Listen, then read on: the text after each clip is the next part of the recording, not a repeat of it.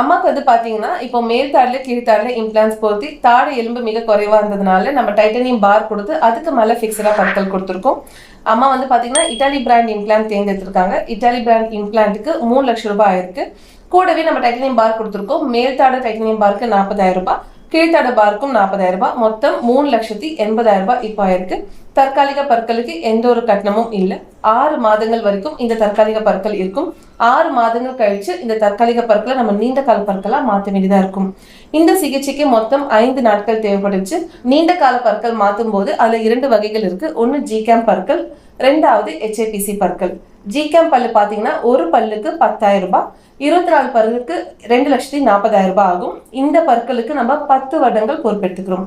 2வது HAPC பற்கள், இது ஒரு பல்லுக்கு 8,000 ரூபாய், 24 பல்லுக்கு 1,92,000 ரூபாய் ஆகும். இந்த பற்களுக்கு நம்ம 8 வருடங்கள் பொறுப்பெடுத்துக்கிறோம்.